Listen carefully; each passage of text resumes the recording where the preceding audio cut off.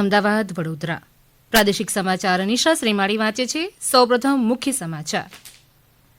પ્રધાનમંત્રી નરેન્દ્ર મોદીએ જણાવ્યું છે કે છેલ્લા 9 વર્ષમાં દેશમાં લગભગ 30 નવી કેન્સર હોસ્પિટલો ખોલવામાં આવી છે.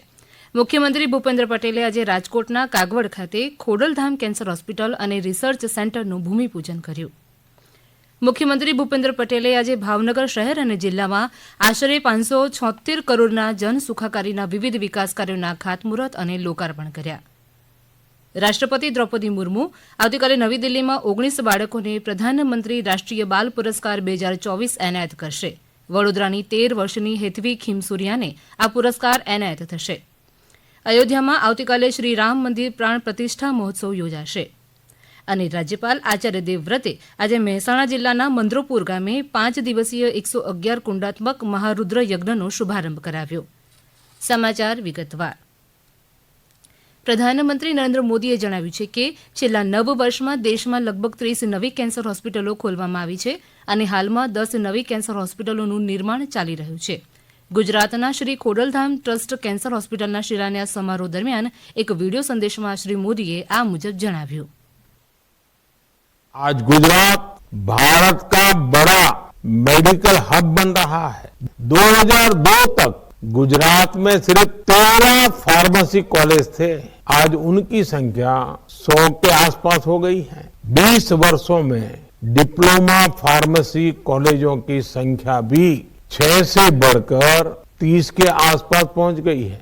गुजरात ने स्वास्थ्य के क्षेत्र में बड़े सुधार का मॉडल पेश किया है. यहाँ गांव गांव में कम्युनिटी हेल्थ सेंटर्स खोले गए. आदिवासी और गरीब इलाकों तक स्वास्थ्य सुविधाएं पहुंचाई गई. આરોગ્ય ક્ષેત્રમાં ગુજરાત સરકારના પ્રયાસોની પ્રશંસા કરતા શ્રી મોદીએ કહ્યું કે ગુજરાતે છેલ્લા 20 વર્ષોમાં આરોગ્ય ક્ષેત્રે અભૂતપૂર્વ પ્રગતિ કરી છે અને રાજ્ય ભારતનું એક મોટું મેડિકલ હબ બની રહ્યું છે. 2002 સુધીમાં ગુજરાતમાં માત્ર 11 મેડિકલ કોલેજો હતી. આજે તેની સંખ્યા વધીને 40 થઈ ગઈ છે. અહીં એમબીબીએસની બેઠકોની સંખ્યા 20 વર્ષમાં લગભગ 5 ગણી વધી છે. મુખ્યમંત્રી ભૂપેન્દ્ર પટેલે આજે રાજકોટ જિલ્લાના કાગવડ ખાતેથી શ્રી ખોડલધામ કેન્સર હોસ્પિટલ અને રિસર્ચ સેન્ટરનું ભૂમિપૂજન કર્યું હતું. આ કાર્યક્રમમાં પ્રધાનમંત્રી નરેન્દ્ર મોદીએ વિડીયો કોન્ફરન્સના માધ્યમથી સંબોધન કર્યું હતું.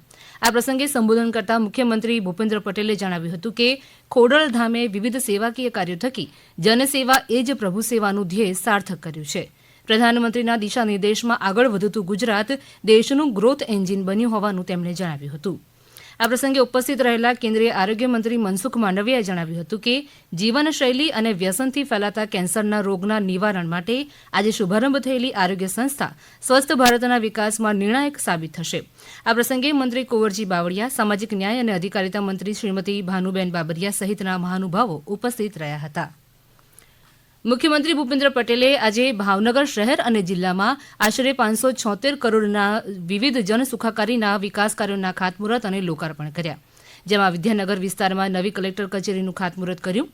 ત્યારબાદ ઝવેરચંદ મેઘાણી ઓડિટોરિયમ ખાતે વિડીયો કોન્ફરન્સના માધ્યમથી લોકાર્પણ ખાતમુહૂર્ત કર્યા. આ તકે મુખ્યમંત્રી ભૂપેન્દ્ર પટેલે જણાવ્યું હતું કે પ્રધાનમંત્રી નરેન્દ્ર મોદીના વિઝનનો લાભ ગુજરાતને ગત 2 દાયકાથી મળી રહ્યો છે અને તેથી જ દેશ અને દુનિયામાં ગુજરાતના વિકાસ મોડેલની ચર્ચા થઈ રહી છે. 2 દાયકા પહેલા દેશ જ્યારે વૈશ્વિક સ્તરે હરીફાઈમાં નહોતો ત્યારે ગુજરાત વૈશ્વિક સ્તરની હરીફાઈમાં હતું. આ પ્રસંગે પ્રભુ શ્રીરામની પ્રાણ પ્રતિષ્ઠા મહોત્સવને યાદ કરતા મુખ્યમંત્રીએ જણાવ્યું કે પ્રભુ શ્રીરામના કર્તવ્ય પાલનના ગુણને આપણે સૌએ જીવનમાં ઉતારવો જોઈએ. રાષ્ટ્રપતિ દ્રૌપદી મુર્મુ આવતીકાલે નવી દિલ્હીમાં 19 બાળકોને પ્રધાનમંત્રી રાષ્ટ્રીય બાલ પુરસ્કાર 2024 એનાયત કરશે. વડોદરાની 13 વર્ષની હેતવી કાંતિભાઈ ખીમસુરિયાને આવતીકાલે પ્રધાનમંત્રી રાષ્ટ્રીય બાલ પુરસ્કાર 2024 એનાયત કરવામાં આવશે. ગંભીર સેરેબ્રલ પાલ્સી અને માનસિક માંદગીથી પીડાતી હોવા છતાં હેતવીએ ફ્રીહેન્ડ પેઇન્ટિંગથી 250 કૃતિઓ બનાવી છે, જેના માટે એવોર્ડથી સન્માનિત કરવામાં આવી છે. અત્યાર સુધીમાં હેતવીને 27 ટ્રોફી સાથે 25 સુવર્ણ, 4 રજત અને 1 કાંસ્ય ચંદ્રક જેવા અનેક પ્રમાણપત્રો પ્રાપ્ત થયા છે. આ સમાચાર આપ આકાશવાણીના અમદાવાદ વડોદરા કેન્દ્ર પરથી સાંભળી રહ્યા છો. અયોધ્યામાં શ્રી રામ મંદિર પ્રાણ પ્રતિષ્ઠા મહોત્સવને આખરી ઓપ અપાઈ રહ્યો છે. ઉપરાંત ધાર્મિક સ્થળોએ સાફ સફાઈની ઝુંબેશ પણ હાથ ધરવામાં આવી છે, જે અંતર્ગત આવતીકાલે રામલલ્લાના પ્રાણ પ્રતિષ્ઠા મહોત્સવમાં ખાસ મંગલ ધ્વનિ સંગીતનો કાર્યક્રમ યોજાશે, જેમાં દેશના વિવિધ રાજ્યોમાંથી સંગીત વાદ્યો વગાડવામાં આવશે. ગુજરાતમાંથી સંતાર વાદ્યની પ્રસ્તુતિ આ પ્રસંગે કરાશે. અમારા સંવાદદાતા અપર્ણા ખૂંટ જણાવે છે કે 25 વર્ષીય દિવ્યાંગ યુવાન જય ગાંગડિયાને પોતાની આગવી ચિત્રકળાથી શ્રીરામનું સુંદર કેનવાસ ચિત્ર બનાવી ભગવાન શ્રીરામ પ્રત્યેનો પોતાનો પ્રેમ વ્યક્ત કર્યો. સુરેન્દ્રનગરથી દિનેશ પરમાર જણાવે છે કે દુધરેજ ખાતે 1008 કુંડી મહાયજ્ઞ યોજાયો હતો. સુરેન્દ્રનગર દુધરેજ વઢવાણ સંયુક્ત નગરપાલિકા દ્વારા દરેક વોર્ડમાં ધાર્મિક સ્થાનોની સફાઈ કરવામાં આવી હતી.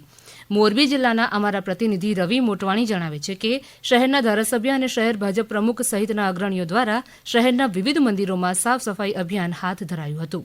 કેન્દ્ર શાસિત પ્રદેશ દીવના અમારા પ્રતિનિધિ ભારતી રાવલ જણાવે છે કે જિલ્લાના વિવિધ ધાર્મિક સ્થળોએ મહાનુભાવો દ્વારા સફાઈ અભિયાન હાથ ધરાયું હતું.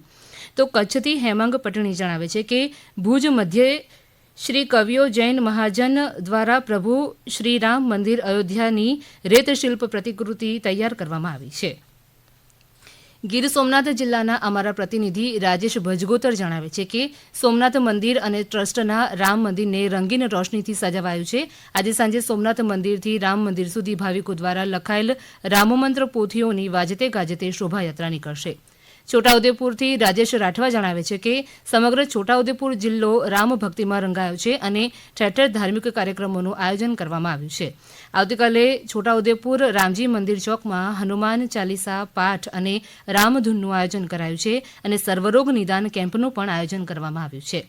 તો નવસારીથી અશોક પટેલ જણાવે છે કે મહર્ષિ દયાનંદ સ્મારક ગુરુકુલમાં યજ્ઞનું આયોજન કરાયું હતું. આ પ્રસંગે ગુરુકુળ વિદ્યા મંદિરના વિદ્યાર્થીઓએ વિવિધ વેશભૂષા કરી રામલલ્લાના યાદગાર પ્રસંગો પર નૃત્ય પણ કર્યું હતું. રાજ્યપાલ આચાર્ય દેવવ્રતે મહેસાણા જિલ્લાના મંદરોપુર ગામે 5 દિવસીય 111 કુંડાત્મક અતિ મહારુદ્ર યજ્ઞનો શુભારંભ કરાવ્યો. જીવ પ્રાણીના કલ્યાણ અર્થે આ યજ્ઞનું આયોજન કરાયું છે. આ તકે રાજ્યપાલ આચાર્ય દેવવ્રતે જણાવ્યું કે પ્રાકૃતિક ખેતી માનવ કલ્યાણ માટે યજ્ઞ છે અને આ યજ્ઞ થકી આપણે સૌ પુણ્ય કર્મ કરવું જોઈએ. યજ્ઞ એ દેવનું મુખ છે અને યજ્ઞથી દેવતાઓ પ્રસન્ન થાય છે અને યજ્ઞમાં હોમાતા ઘી અને વિવિધ પદાર્થો વાતાવરણમાં ભળીને હવાને શુદ્ધ કરે છે, જેથી પર્યાવરણમાં પ્રવર્તતા પ્રદૂષણમાં પણ ઘટાડો થશે. પ્રાકૃતિક ખેતીને પર્યાવરણ તેમજ ખેડૂતો માટે આશીર્વાદરૂપ ગણાવતા રાજ્યપાલે જણાવ્યું કે પ્રાકૃતિક ખેતી એ રાસાયણિક ખેતીના દુષ્પરિણામોમાંથી મુક્તિ મેળવવાનો એક મજબૂત વિકલ્પ છે, જેનાથી જળ, જમીન અને પર્યાવરણની રક્ષા થાય છે. ભાજપના પ્રદેશ પ્રમુખ અને નવસારીના સાંસદ CR પાટીલે આજે નવસારી નગરપાલિકામાં 12 કરોડ 42 લાખના ખર્ચે વિવિધ વિકાસ પ્રકલ્પોનું ખાતમુહૂર્ત કર્યું, જેમાં સ્વર્ણિમ જયંતિ મુખ્યમંત્રી શહેરી વિકાસ યોજના હેઠળ વોર્ડ નંબર 13માં 9 કરોડ 75 લાખ રૂપિયાના ખર્ચે મોડલ ફાયર સ્ટેશનનું ભૂમિપૂજન પણ કરવામાં આવ્યું. આ તકે પ્રદેશ પ્રમુખ CR પાટીલે જણાવ્યું કે નવસારી નગરપાલિકાના વિવિધ વિકાસ કાર્યોથી નગરજનોની સુખાકારીમાં વધારો થશે, ત્યારે સૌએ આ વિકાસધારામાં સહભાગી થવું જોઈએ.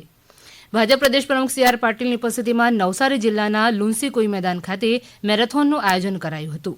સ્વચ્છ નવસારી જવાબદારી અમારી અભિયાન હેઠળ આયોજિત આ મેરેથોનમાં નવસારી જિલ્લાને સ્વચ્છ બનાવવા અને સ્વાસ્થ્ય અંગે જાગૃતિ કેળવવા જિલ્લા કલેક્ટર અમિત પ્રકાશ યાદવ સહિત મોટી સંખ્યામાં જિલ્લા વહીવટીતંત્રના ઉચ્ચ અધિકારીઓ આ મેરેથોનમાં જોડાયા હતા. ખેલ મહાકુંભની જિલ્લા કક્ષાની તરણ સ્પર્ધામાં ભાવનગર જિલ્લાના મોટી પાણીયારી ગામના બાળકો અને યુવાનોએ વિવિધ કેટેગરીમાં 26 મેડલ મેળવતા ગામનું ગૌરવ વધ્યું છે. તેમને તરણ સ્પર્ધામાં કુલ 70,000ના રોકડ ઇનામ પણ મળશે. વિદ્યાર્થીઓએ ફ્રી સ્ટાઇલ, બ્રેક સ્ટ્રોક અને બટરફ્લાયની 100 મીટર, 400 મીટરની વિવિધ સ્પર્ધામાં અંડર 11, અંડર 17 અને ઓપન વિભાગમાં સતત છઠ્ઠા વર્ષે સૌથી વધુ 9 સુવર્ણ, 10 રજત અને 7 કાંસ્ય ચંદ્રકો મેળવી શાનદાર પ્રદર્શન કર્યું છે. મોટી પાણીયારી કેન્દ્રવતી શાળાના આચાર્ય BA વાડાએ પણ 1 સુવર્ણ, 1 રજત અને 1 કાંસ્ય એમ કુલ 3 ચંદ્રકો મેળવ્યા છે. મહત્વનું છે કે સુવર્ણ અને રજત ચંદ્રકો મેળવનારા 19 વિદ્યાર્થીઓ આગામી સમયમાં રાજ્ય કક્ષાએ રમવા જશે અને ભાવનગર જિલ્લાનું પ્રતિનિધિત્વ કરશે. ગાંધીનગરમાં GPSC દ્વારા ટ્રાયબલ ડિપાર્ટમેન્ટ ઓફિસર ક્લાસ 2ની પરીક્ષા આજે યોજાઈ ગઈ. રાજ્યના 21 જિલ્લાઓમાં લેવાયેલી આ પરીક્ષા માટે કુલ 653 સેન્ટર પર બેઠક વ્યવસ્થા ગોઠવવામાં આવી હતી. ક્લાસ 2ની કુલ 26 જગ્યાઓ માટે 1,62,000 ઉમેદવારો પૈકી 35% ઉમેદવારોએ પરીક્ષા આપી હતી. શુભ યાત્રા સ્વચ્છ યાત્રા મિશન અંતર્ગત પોરબંદર બસ સ્ટેશન ખાતે નેશનલ મેન્ટલ હેલ્થ કાર્યક્રમનું આયોજન કરાયું હતું. ભાવસિંહજી હોસ્પિટલના સાયકોલોજીસ્ટ દ્વારા પોરબંદર એસટી ડેપોના સ્ટાફ તેમજ મુસાફરોને વિવિધ પ્રકારના માનસિક રોગોના લક્ષણો અને રોગ ન થાય તે માટેનું માર્ગદર્શન અપાયું હતું. આ કાર્યક્રમમાં રેલી માનસ મોબાઈલ કાઉન્સેલિંગની સુવિધા અંગે પણ માહિતી આપવામાં આવી હતી.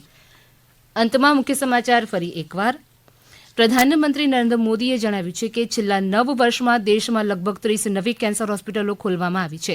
મુખ્યમંત્રી ભૂપેન્દ્ર પટેલે આજે રાજકોટના કાગવડ ખાતે ખોડલધામ કેન્સર હોસ્પિટલ અને રિસર્ચ સેન્ટરનું ભૂમિપૂજન કર્યું. મુખ્યમંત્રી ભૂપેન્દ્ર પટેલે આજે ભાવનગર શહેર અને જિલ્લામાં આશરે 576 કરોડના જન સુખાકારીના વિવિધ વિકાસ કાર્યોના ખાતમુહૂર્ત અને લોકાર્પણ કર્યા. રાષ્ટ્રપતિ દ્રૌપદી મુર્મુ આવતીકાલે નવી દિલ્હીમાં 19 બાળકોને પ્રધાનમંત્રી રાષ્ટ્રીય બાલ પુરસ્કાર 2024 એનાયત કરશે. વડોદરાની 13 વર્ષની હેતવી ખીમસુરિયાને આ પુરસ્કાર એનાયત થશે. અયોધ્યામાં આવતીકાલે શ્રી રામ મંદિર પ્રાણ પ્રતિષ્ઠા મહોત્સવ યોજાશે. અને રાજ્યપાલ આચાર્ય દેવવ્રતે આજે મહેસાણા જિલ્લાના મંદરૂપુર ગામે 5 દિવસીય 111 કુંડાત્મક મહારુદ્ર યજ્ઞનો શુભારંભ કરાવ્યો.